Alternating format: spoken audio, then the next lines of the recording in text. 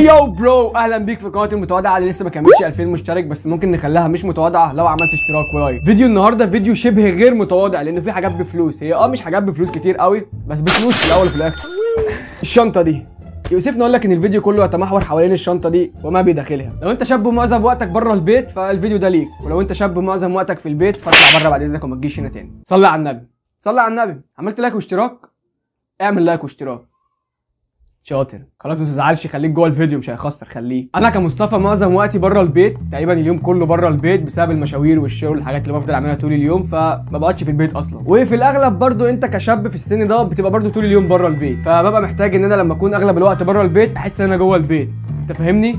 لا استنى افهمك. ببقى مثلا محتاج كهرباء، ببقى محتاج مزيكا، ببقى محتاج ثلاجه. اكيد الثلاجه مش هتكون في الشنطه يعني، بس عادي ببقى محتاجها برضه. اعمل ايه؟ بس يا ريت يعني يخترعوا حاجه تثلج الحاجه جوه الشنطه يعني، يا ريت في المستقبل يخترعوا حاجه صغيره كده هنا تتحط جوه الشنطه. المهم ما علينا. دي اول حاجه معانا وهي الباور بانك. ده الباور بانك الخرافي ده اللي من شركه جي روم. مش حلو خالص انك تبقى طالع بره البيت والتليفون فاصل منك شحن، او قبل ما تنزل تروح المشوار وانت نازل خلاص على السلم لابس الكوتش تبص على التليفون تلاقيه 10 20% ولا حاجه. يا حاجه تخنق قوي لما تكون نازل وتبص على التليفون تلاقيه خلاص قرب يفصل شحن، فبتضطر تاخر نفسك بانك تشحنه شويه لحد ما يوصل مثلا 25 30%.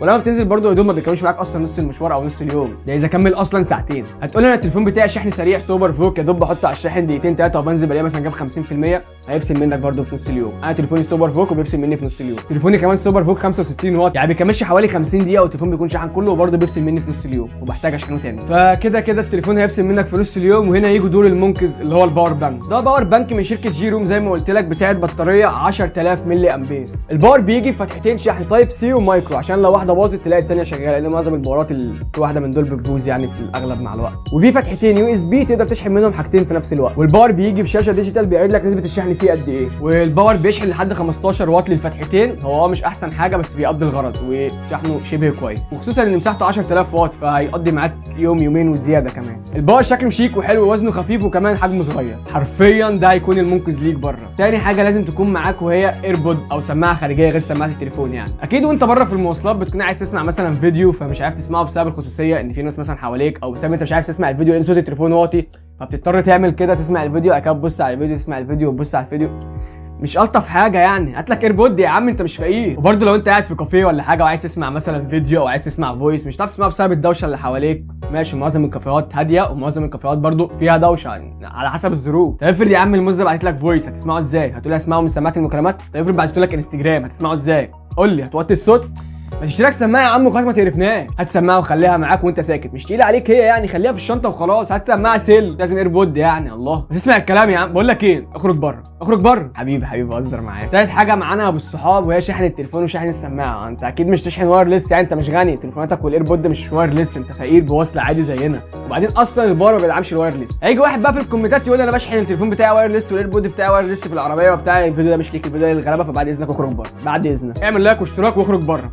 شكرا جزيلا، شكرا. رابع حاجه ودي يمكن من اهم الحاجات اللي انا شايفها لازم تكون معاك في الشنطه، وهي ازاز البرفان والفازلين. احنا داخلين على حر والجو حر وعرق وفرهده وايام ما يعلم بقى الا ربنا. انا مش عارف الشتاء بيخلص بسرعه ليه. المهم في عز الحر والفرهده والوحده العرق الحلوه اللي احنا بنشمها كل يوم، فانت هتكون محتاج ريحتك حلوه على الاقل تشمها عشان ما تشمش اللي حواليك. فهتجيب حته فازلين تحط عليها البرفان وناحيه النبض، خلص تلاقي ريحتك تحفه طول اليوم. عد الجمال. وبالله عليك بالله عليك ما تنساش تستخدم ديودرانت عشان ريحه العرق، بالله عليك هنموت. شكرا الله سعيك. خامس حاجه لبان كولوريتس وثلاجه سنان. ما هو مش طبيعي بعد كل اكله تفضل ريحه بقك بصل واكل وبتاع، لازم تسلك سنانك كده وتروق على حالك كده بلبان نعناع وكده. ايه مش بتاكل حاجه فيها لحمه؟ مش مهم، نضف سنانك برده وريحه بقك. سادس حاجه بقى ودي اخر حاجه معانا وهي الشنطه. حاجه بديهيه يعني، حط الحاجات دي كلها فين يعني؟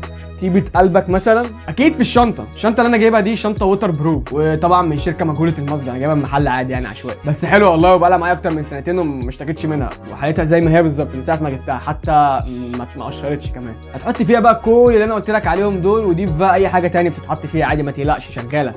تشيل اي حاجه، عايز تحط بطانيه وانت ماشي عشان لو الجو ساقع ولا حاجه هتحط بطانيه ما تقلقش. وشكلها مش كبير اللي هو الاوفر المستفز اللي هو شكلها يبوظ اللبس اللي انت لابسه، مش صغيره اللي هو انت ماشي بتفاحه في صدرك. الشنطه قصدي على الشنطه يعني.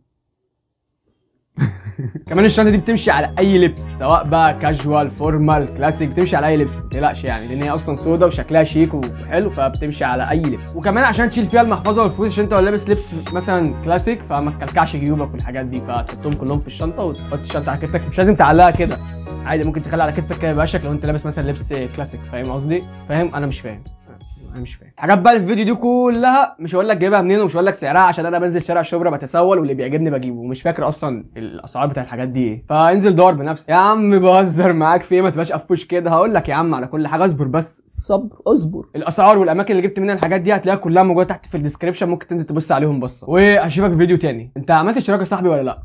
طب صلي على النبي، اطلع بره اطلع بره، مش جاي هنا تاني يا عم. ده ايه الشغلانه الزرقاء دي يا عم؟ بهزر معاك يا عم، خد دي.